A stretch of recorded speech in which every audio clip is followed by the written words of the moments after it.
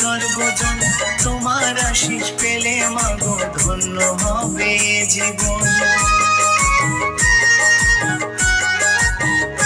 ও মাগো তুমি দয়াময়ী বলে শুনি স্বর্গজন, তোমার আশিস পেলে মাগো ধন্য হবে জীবন। ভক্তি ভরে ডাকলে তারে নাও যে কোলে তুলে, নাও যে কোলে তুলে। ও